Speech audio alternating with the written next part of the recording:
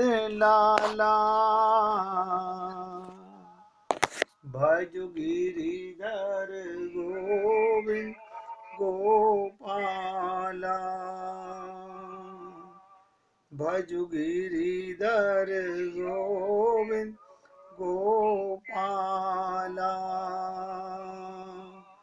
भजो मुरली मनोहर नंद लाला भजो मुरली मनोहर नंद लाला भज गिरिधर गोविंद गोपाला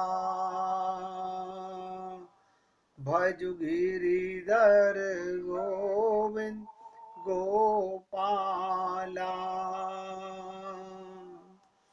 भजो मुरली मनोहर नंद लाला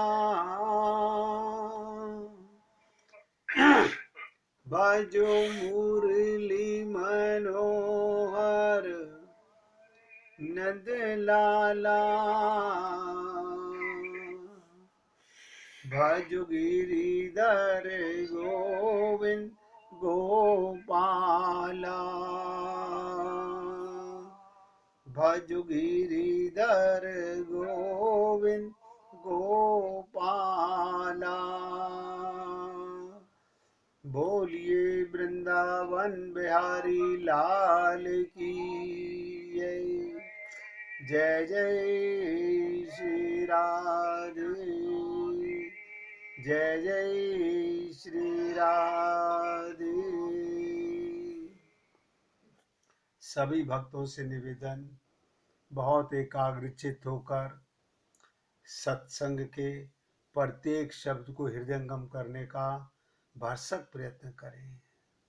हमने कल आपसे निवेदन किया था कि कल से आनंद प्राप्ति की एक और सीढ़ी चढ़ने का प्रयत्न करेंगे।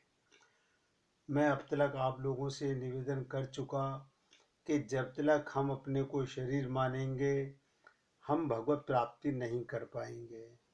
जिस दिन आत्मा मानेंगे आत्मा का मन भगवान में अपने आप लगने लगेगा। सिर्फ अपने ज्ञान को बदलना है। इसलिए हे पुण्य आत्माओं, आत्मा होने के बाद भी आप स्वयं को आत्मा क्यों ना माने। आप सब हम आत्मा हैं। अपना असली परिचय जानना ही भगवत प्राप्ति की ओर अग्रसर होना है। सबको मौका मिला है। अब ध्यान से सुनिएगा एक एक शब्द को। ईश्वर ने तुम्हें जो उत्तम अवसर दिया, हम सबको भगवान ने बहुत उत्तम अवसर दिया है और ये भोग विलास में आसक्त रहकर नहीं जीवन गुजारना चाहिए। हम लोग भोग विलास में आसक्त रहते हैं तो हमें क्या करना है? त्याग और वैराग्य संयम से अपना जीवन गुजारना है। ये आपका संयम आपका जीवन में अलग से भजन करने की आवश्यकता क्यों पड़ी? सोचिएगा। अलग से भजन करने की आवश्यकता का क्या मतलब कि जब आप भजन करते हैं उससे पहले क्या कर रहे थे? दो ही चीजें करता है व्यक्ति, या तो संग भगवान का कर रहा है या संसार का कर रहा है। अक्सर लोग कहते हैं नहीं हम घंटा आधा घंटा निकाल के पूजा कर लेते हैं। बाकी का समय क्या करते हो? अपना जीवन ऐसा क्यों नहीं बनाते कि आपका उठना, आपका बैठना, आपका खाना, आपका पीना, आपका प्रत्येक कर्म भगवान का भजन होने लगे। कोई समझने में कठिनता तो आप पूछिए। मैं बार बार निवेदन करता हूँ लेकिन कोई पूछता भी नहीं है, तो मैं तो यही समझूंगा ना कि आप लोग समझ रहे हैं। आपका प्रत्येक सांस में भगवान का सुमिरन हो। गाते तो हो, हर सांस में हो सुमिरन तेरा। मैंने आपसे अपनी तरफ से निवेदन किया कि आप आत्मा हैं, तो आत्मा मानने में कष्ट क्या है। अब शरीर का भ्रम छोड़ दीजिए, आप शरीर नहीं हैं, आप अजन्मा हैं, अमर हैं, अविनाशी हैं, चेतन हैं, अमल हैं, सहज सुख राशि हैं। इतनी सारी विशेषताएं आपके अंदर हैं, लेकिन हम शरीर और इंद्रियों के भोग विलास में, आप कहेंगे ये भोग विलास क्या होता है, वो ही समझ लीजिएगा। इंद्रियों के सुख के लिए जो कार्य करेंगे शरीर मानकर, वो सब भोग विलास है। शरीर मानकर इंद्रियों की प्रत्येक क्रिया भोग विलास है। आत्मा मानकर इस शरीर की प्रत्येक इंद्रिय का वर्ग भगवान का भजन है। और मैं नहीं समझता कि आप में ऐसा कोई भी भक्त होगा जिसे समझ नहीं आ रहा हो, क्योंकि कोई ऐसा ना समझ नहीं है, सबको इन चीज़ों का ज्ञान है। तो इसलिए अब हमारे को भोग विलास में आसक्त ना होकर त्याग और वैराग्य, संयम अथवा भजन करने का उसका पूरा लाभ उठाना चाहिए। जितना जीवन बचा है, बहुत से लोगों के मन में भ्रम है हमने इतने पाप किए हैं, तो कौन ऐसा व्यक्ति है जिसने पाप नहीं किए, मुझे बताइए। कोई है संसार में? भगवत प्राप्ति करने से पहले हम सब पापी तो हैं, और हैं क्या? भगवत प्राप्ति करने से पहले सब पापी हैं। अपने को भक्त मत मानिए। और जिस दिन भगवत प्राप्ति हो गई, जिस दिन आत्म कल्याण करने का मार्ग नजर आ गया, बस बन गया काम, चल पड़ी गाड़ी। अभी हमारी गाड़ी चली नहीं है।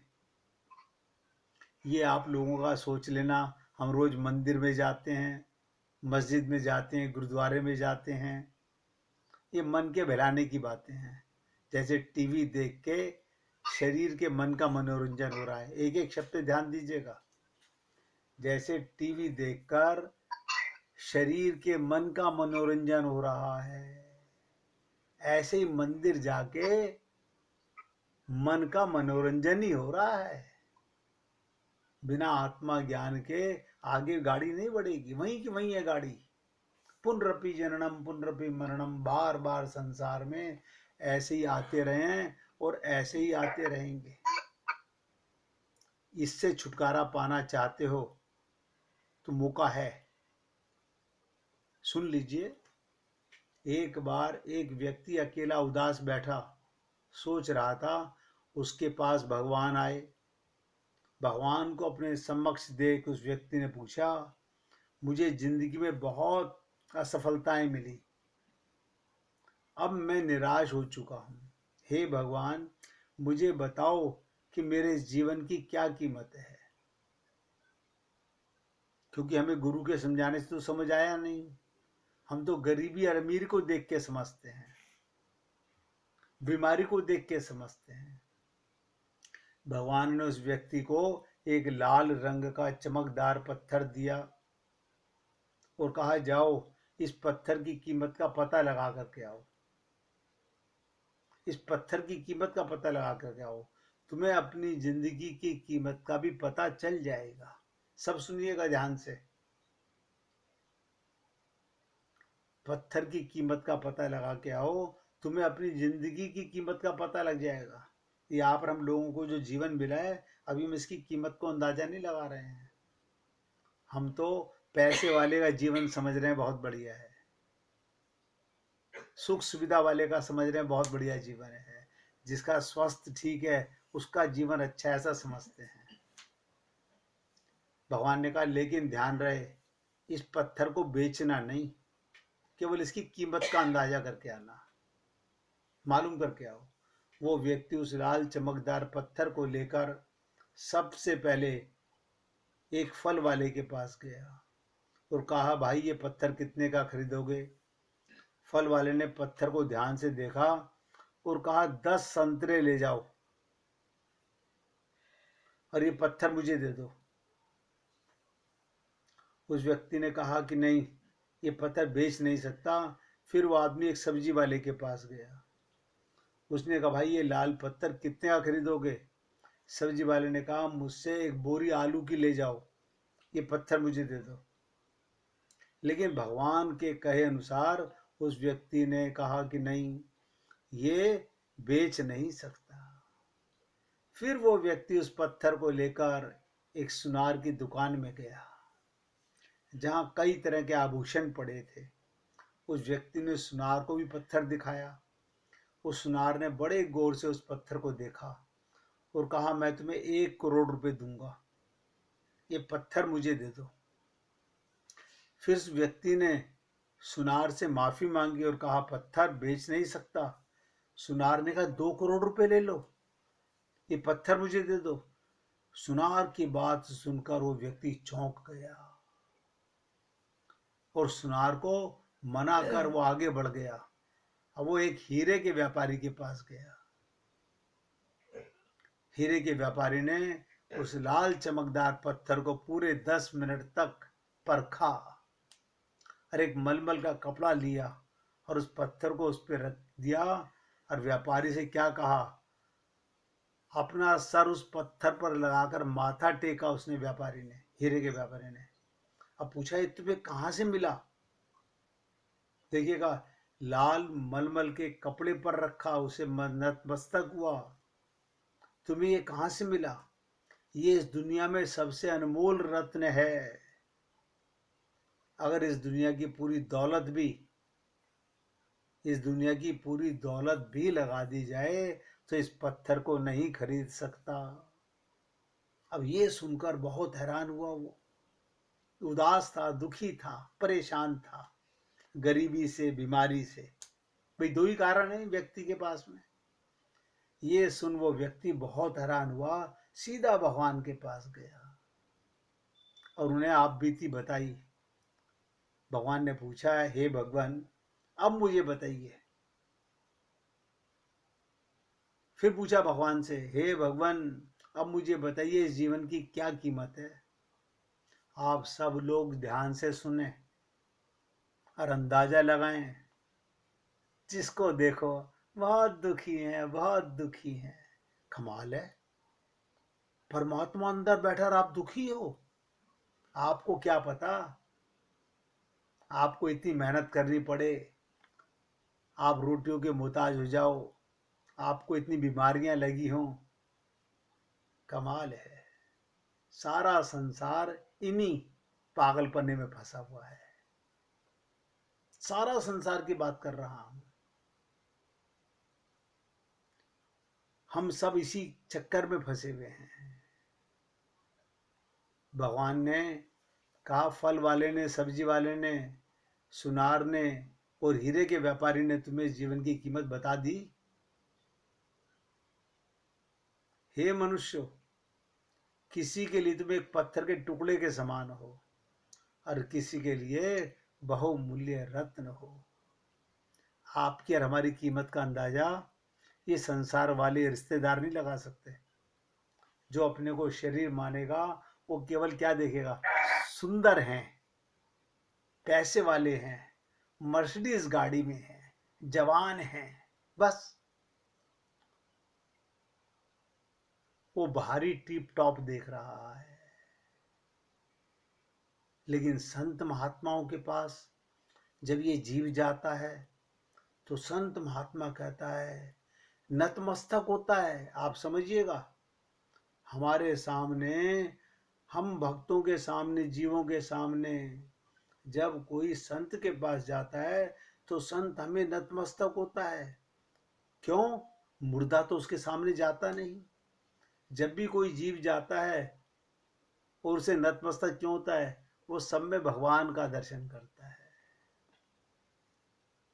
मैंने आपसे कई बार निवेदन किया, अमृत से पुत्र, आप कौन हैं? परमात्मा की संतान है। ये कूड़ा करकट संसार का अपने आप को मान करके, जी भैया,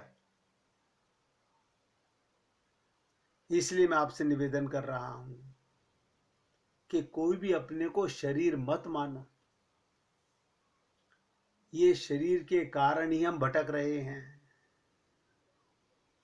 मैंने कहा था आज से सत्संग की अगली सीढ़ी पर चढ़ना है। अगर ये सत्संग सुनने के बाद भी जो जीव, जो पुण्य आत्मा यहाँ पर विराजमान है, मैं खुल के बोल रहा हूँ, अगर वो अभी भी अपने को देही मानते रहेंगे तो ना कोई संत कल्याण कर सकता है, ना भगवान कल्याण कर सकते हैं। उसने आदत बना ली है अपनी, वो अपने को शरीर ही मानेगा, कल्याण नहीं करना चाहता। भगवान ने इतनी सी तो बात कही, फल वाले ने, सब्जी वाले ने, सुनार वाले ने, हीरे के व्यापारी ने तुम्हें जीवन की कीमत बता दी।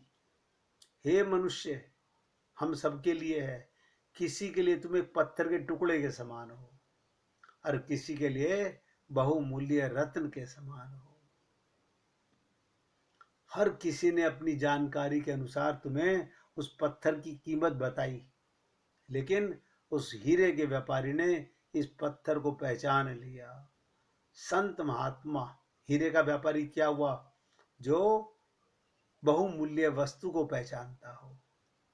ये संत महात्मा हैं जो हमें आत्मा के स्वरूप में देखते हैं। ठीक उसी तरह तुम लोग अपनी कीमत नहीं पहचानते, नहीं पहचानते। इसलिए जिंदगी में कभी निराश मत होना। मैं तो आपसे निवेदन कर रहा हूं, अगर अब के ये सत्संग सुनने के बाद भी आपके मन में फिर निराशा आती है, इसके दो ही जवाब हैं। आपने सत्संग सुना लेकिन उस पर अमल नहीं किया, अमल नहीं किया। और केवल सुनने से कुछ नहीं होगा। अपनी कीमत को पहचानो, अपने आप को पहचानो। अभी पहचान सकते हो, जब ये शरीर छिन जाएगा ना तो बच्चे दावतें उड़ाएंगे, खाली मिलेगा कुछ नहीं। 84 लाख योनियों में भटकेंगे हम लोग। इस दुनिया में हर मनुष्य के पास कोई ना कोई ऐसा हुनर होता है जो सही वक्त पर निखार कर पाता है, लेकिन उसके लिए परिश्रम और धैर्य की जरूरत है। भगवान को सब पा सकते हैं, लेकिन हम लोगों ने आदत बना ली है, हम लोगों ने आदत बना ली है वही ढाक के तीन पात काम करना, अपने मन को भ्रमित करना। मैं तो आपसे निवेदन करता हूं, अपने आप को पहचानिए, आप कौन हैं। अभी एक छोटी सी लीला से भी अगर आप नहीं पहचान रहे हैं तो इसका मतलब आप अपना कल्याण करना ही नहीं चाहते, आप संसार में भटकना ही चाहते हो। आपका अभी वो मार्ग खुला ही नहीं आपने। ये केवल सत्संग सुनने से काम नहीं बनेगा, सत्संग सुन के उसे जीवन में उतारने से काम बनेगा। इसीलिए मैंने आपसे कहा, ये मनुष्य जीवन बार बार नहीं मिलता, माया तो फिर मिल जाएगी पर न हरि हर बार मिले। आप और हम लोगों ने अपना बहुत समय बर्बाद कर दिया है, लेकिन उसका मलाल मत करना कि जो जा चुका उसका मलाल करना। ये सोचो, अभी तो सांस चल रहे हैं, मैं परमात्मा का पुत्र अभी भी हूं, उसकी संतान हूं। अपनी कीमत का अंदाजा आपको लगा नहीं कि आप भगवान की गोदी में बैठे नहीं, उछल के भगवान की गोदी में। क्यों? अब यहां से पाप खत्म हो गया, हर सांस में हो सुमिरन तेरा, हर सांस में हो सुमिरन तेरा, अलग से कुछ नहीं करना। आपका प्रत्येक कर्म नोट करो, बार बार निवेदन करता हूं, प्रत्येक कर्म भगवान की पूजा क्यों नहीं बनता। मैंने कल भी निवेदन किया था, आज फिर बोल रहा हूं, आपका उठना, आपका बैठना, आपका खाना, आपका पीना, आपका बच्चों के साथ खेलना, आपका घूमने जाना, आपका कहीं भी कुछ भी करना, ये प्रत्येक कार्य भगवान के निमित्त करो। कोई भी कार्य, आपसे पाप कभी नहीं होगा, पाप होता ही नहीं है। बस आत्मा को भूल जाते हो, शरीर से जो करोगे वो पाप है। इससे ज्यादा और क्या कहूं मैं। जो व्यक्ति अपने को शरीर मान के पूजा अर्चना उपासना कर रहा है, 99% नहीं, 100% बोल रहा हूं, वो ढोंग कर रहा है, दिखावा कर रहा है, अपने को छलावा कर रहा है। इसलिए मैंने कहा था कि तैयार रहिएगा, कल से आपके साथ में थोड़ी और आगे बढ़ने की बात करेंगे। ये मनुष्य जीवन बार बार नहीं मिलता। इसमें मनुष्य साधन, सत्संग और लगन से परमात्मा को प्राप्त कर सकता है। साधन माने प्रत्येक कर्म भगवान के निमित्त करना, सत्संग माने सब में भगवान का दर्शन करना, और लगन परमात्मा का कार्य कर रहा हूँ। आप और हम सब लोग अपने घर का कार्य कर रहे हैं, अपने बच्चों को पाल रहे हैं, अपनी दुकान चला रहे हैं। अरे मूर्खता को कब त्यागोगे, कब त्यागोगे, कब अपने आप को पहचानोगे। परमात्मा को हर व्यक्ति प्राप्त कर सकता है, स्त्री हो पुरुष हो सभी। इसलिए बड़े प्रेम से निरंतर परमात्मा के स्मरण का अभ्यास करना चाहिए। यानी हर कार्य को करते हुए, अब लोग कहते हैं क्या हम टॉयलेट में भी भगवान को याद करें? तो टॉयलेट में आप भगवान को बाहर बिठा के जाते हो क्या? मुझे कोई बता दे, आप शमशान में भगवान को बाहर बिठा के जाते हो क्या? हम तो मंदिर में भी नहीं लेके जाते भगवान को, फिर क्या भगवत प्राप्ति करेंगे? मैंने आपसे कई बार कहा, द्वा सपर्णा सखाया, एक आप और एक आपका बाप, एक आत्मा और एक परमात्मा, ये दो हंसों का जोड़ा है। ये किसी ने बनाया नहीं है, सदा से साथ है। आप सदा से भगवान के साथ हैं। आपको कोई बनाने वाला नहीं है, कोई मिटाने वाला नहीं है। क्यों नहीं अपनी भूलों को पहचान रहे? क्यों नहीं अपने आप को समझने का प्रयत्न कर रहे?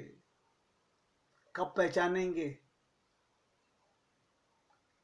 ये ड्रामा करते करते तो जन्म गुजर गए। हमने ये कर लिया और हमने ये कर लिया। और देखिए, मैंने आप लोगों को ये भी निवेदन किया, अगर मैं सेवक, मैं तो दास हूँ, मैं आपकी सेवा नहीं कर पा रहा हूँ, तो आप अपना बहुमूल्य समय बर्बाद मत कीजिए। आपसे बार बार निवेदन करता हूँ, आपका ये मौका बार बार नहीं मिलेगा। ये संसार के सुख सुविधाएं तो कुत्ते कुतिया को भी बहुत मिलते हैं। जिस शहर में मैं आया हुआ हूं ना रहने के लिए आजकल, उस शहर के अंदर कुत्ते पालने के लिए भी 1500 करोड़ दिए जाते हैं, बिल्ली पालने के भी पैसे दिए जाते हैं। इसलिए ये मत समझिएगा, माया का सुख तो प्रत्येक जीव के अंदर मिल सकता है, लेकिन भगवत प्राप्ति के लिए 84 लाख योनियों में आप और हम लोगों को यही सबसे सुनहरा मौका मिला है। इसलिए हे पुण्य आत्माओं, अब अपने ज्ञानता को मिटा दो, अब अपने को शरीर मत मानो, और ये माया में भ्रमित मत हो। उसी परिवार में, उन्हीं बच्चों के साथ, उसी संसार में, उसी समाज में रहते हुए हर कार्य भगवान के निमित्त करो, भगवत प्राप्ति हो गई। और कुछ नहीं करना अलग से। बैठत उठत घूमत फिरत, बस यही नाद लगाए दे। हर कार्य में भगवान का एहसास होना चाहिए। 1 मिनट कीर्तन कीजिए, फिर आगे चलते हैं। हरि ओम।